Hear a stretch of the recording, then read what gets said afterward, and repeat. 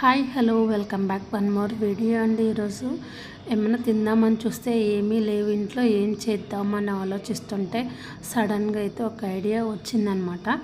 పదండి మీరు కూడా నాతో వెళ్ళి అది ఎలా చేయాలి ఏంటి అనేది ప్రాసెస్ని స్టార్ట్ చేద్దాం, ఓకేనా. ఈరోజు అయితే నేను చెక్కలు చేస్తున్నానండి. మీ ఊర్లో ఏమంటారో నాకైతే తెలియదు కదా, మీకు తెలిస్తే నాకు కింద కామెంట్ బాక్స్లో కామెంట్ చేయండి. ముందుగా శనగలు తీసుకొని, శనగ బ్యాళ్ళు అండి ఇవి తీసుకొని ఒక హాఫ్ అన్ అవర్ నుంచి 1 అవర్ బట్టుకు నానబెట్టుకోవాలి. ముందుగా పల్లీలు తీసుకోవాలండి, పావు కేజీ పల్లీలు తీసుకొని మిక్సీ వేసుకోవాలన్నమాట. పూర్తిగా మెత్తగా కాదండి, కచ్చా బచ్చాగా పేస్ట్ చేసుకోవాలన్నమాట. ఎందుకంటే మధ్యలో మనకి కాల్చుకునేటప్పుడు పప్పులు అనేది కనిపిస్తే టేస్ట్ అనేది వస్తుంది. శనగపప్పు నానబెట్టుకున్నాం కదండి, శనగపప్పు బదులు పెసరపప్పు కూడా వేసుకోవచ్చు. 2 కూడా వేసుకుంటే ఏం కాదు, అదనేది మీ ఇష్టము.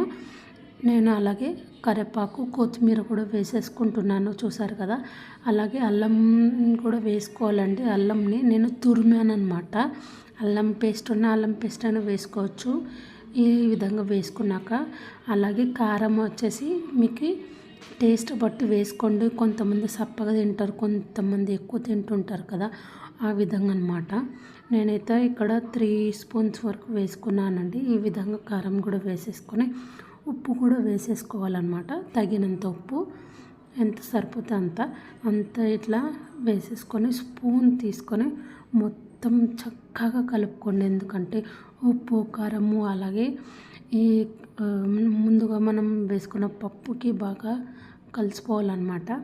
పల్లీలు కూడా వేసుకున్నాం కదా, అన్నిటికీ సరిపోయేటట్టు కలుపుకొని చేత్తో అయినా కలుపుకోవచ్చు, ఏమంటే కారం ఉంటుంది కదా అనేసి నేను స్పూన్తో అయితే కలుపుకుంటున్నాను. ఈ విధంగా కలుపుకున్న తర్వాత ముందుగా మనము బియ్యం పిండి తీసుకోవాలండి. బియ్యం పిండి అనేది మీ ఇష్టం అనమాట, ఎక్కువ చేసుకుంటారో తక్కువ చేసుకుంటారో అది మీ ఇష్టము. నేనైతే పెద్ద సైజ్ గిన్నె నిండా తీసుకున్నానండి ఈ బియ్యం పిండి. ఈ విధంగా స్పూన్తో మొత్తం కలుపుకోండి, ఎందుకంటే బియ్యం పిండికి ఉప్పు కారం అన్నీ సరిపోయేటట్టు వేసుకొని వాటర్ పోసుకొని బాగా కలుపుకోవాలన్నమాట.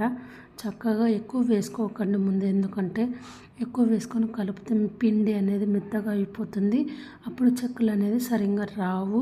కాబట్టి కొంచెం కొంచెం కలుపుకుంటూ ఉంటే సరిపోతుంది, ఓకేనా.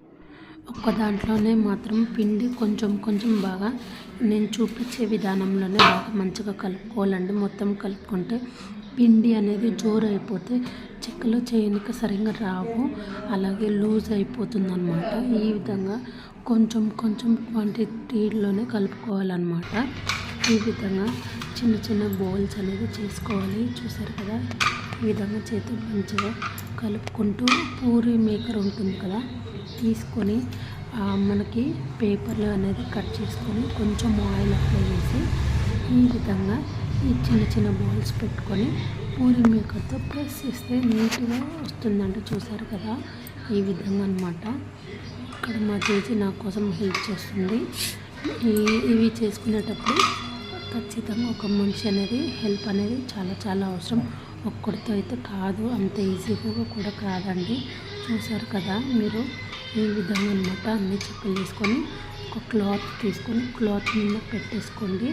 ఎందుకంటే ఈ ఆయిల్ అనేది కావాలి కాబట్టి కాగేలోపు ఈ విధంగా ఒక 10 దాకా చేసి పెట్టేసుకుంటే సింపుల్గా తొందరగా అయిపోతుంది అన్నమాట.